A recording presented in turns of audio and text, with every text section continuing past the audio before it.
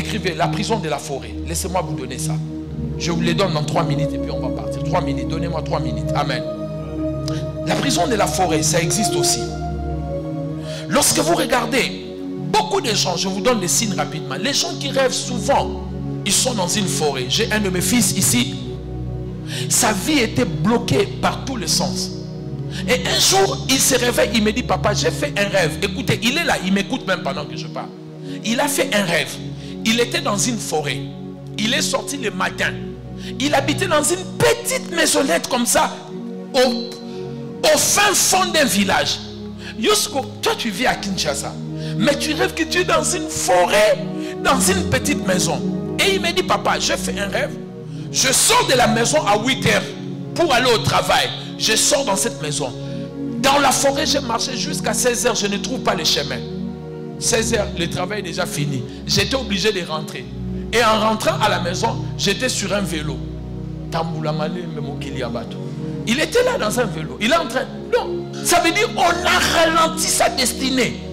Mais c'était un jeune homme, c'est un homme très courageux.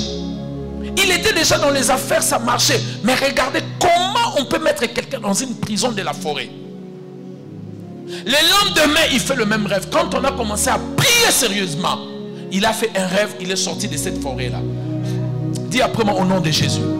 Je sortirai de toute prison.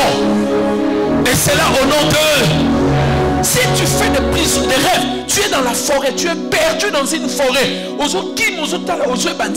Tu y es là-bas dedans.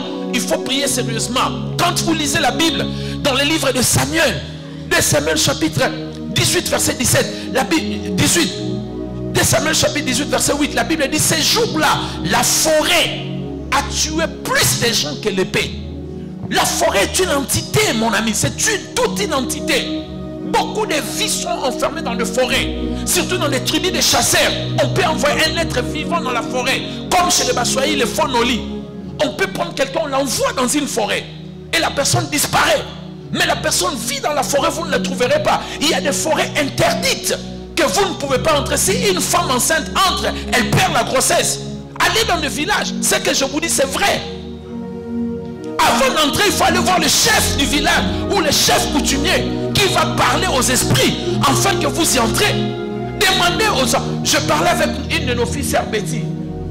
Elle me raconte une histoire. Les Américains sont venus vers un village au Bas-Congo. Il y avait l'or, le pétrole et tout. Ils ont même créé une piste d'atterrissage. Toutes les structures. Mais ils ont refusé de parler avec les autochtones. Balimou Sabilo. Authentique. Ils ont fait disparaître cela. Voyez mes bien-aimés. Ils entrent dans la forêt. Dans la même forêt, ils ont vu la richesse. Ils reviennent avec le même matériel. Il n'y a plus rien. Parce qu'il y a des forêts interdites. Et il y a des gens comme ça, à cause de la méchanceté de la famille, de la sorcellerie, où on veut avoir le succès. On peut vous mettre là-bas dans la forêt. Combien de gens ont eu le succès dans la forêt? Combien de gens partent dans des forêts pour faire des invocations? Et comment les gens entrent là-bas, dans ces alliances, dans cette prison? Je ne dis pas ici que le traitement traditionnel est mauvais, mais faites attention de la personne qui est en train d'appliquer le traitement traditionnel sur toi. Certains heures, ça peut, parce que les traitements traditionnels, j'y crois, moi aussi je crois. Je crois.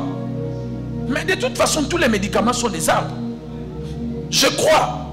Mais attention, quel est ce praticien qui est en train d'appliquer sur ton corps? Si c'est un sorcier, il peut te faire entrer dans une alliance, dans une prison. Vous voyez? Salomon a étudié tous les arbres. Il y avait des arbres qui guérissaient, des baumes de Gala. Il y avait des arbres comme vous prenez l'arbre qui ouvrait les yeux. Ça existait, l'arbre qui donnait. Et c'est là qui mystique, c'était vraiment un arbre. Au lieu de se foumoine. Vous ne croyez pas? Au Gabon, il y a un arbre, un bois qu'on appelle l'iboga. Demandez aux Gabonais ou allez voir sur Google. Tapez l'iboga. Si tu manges ce bois-là, tes yeux s'ouvrent. Je ne te mens pas, je suis sur la chair de Dieu. Regarde sur Internet. Si tu manges ce bois-là, tes yeux s'ouvrent immédiatement. Tu commences à voir. Il y aura ce qu'on va faire au prophète Neba au Kota Gabon Mikolo. Pas que le lien c'était. Quelqu'un m'a dit amen bien. On va prier mon ami. Quelqu'un m'a dit amen bien. Est-ce que j'ai entendu ton amen? Est-ce que j'ai entendu ton amen? Est-ce que j'ai entendu toi? Faites attention avec cela. Faites attention dans de voyages, dans de forêts, dans des recherches de la chance, de l'argent, de la gloire. Faites attention avec des rites de la forêt. Faites attention avec les totems de la famille. Faites attention lorsque vous lavez les enfants avec des herbes. Tu ne connais pas la définition. On te dit, lave ton enfant avec ces herbes, avec ces os des animaux. Tu fais entrer l'enfant dans une prison. Dis après moi au nom de Jésus. Jésus est venu libérer les captifs. Il est venu libérer les prisonniers. Je déclare dans le nom de Jésus, quelle que soit la prison de la famille, la prison de la santé, la prison de la forêt, la prison de la méchanceté humaine, je viens paralyser cela au nom de Jésus. Je déclare dans le nom de Jésus, je suis libéré de toute prison spirituelle où que je pouvais être, que cela soit dans le village, que ce soit dans la ville où je suis né.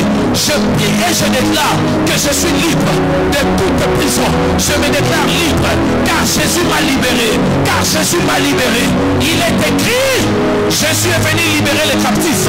Je suis libéré par le sang de Jésus. Je me déclare libre. Et c'est là au nom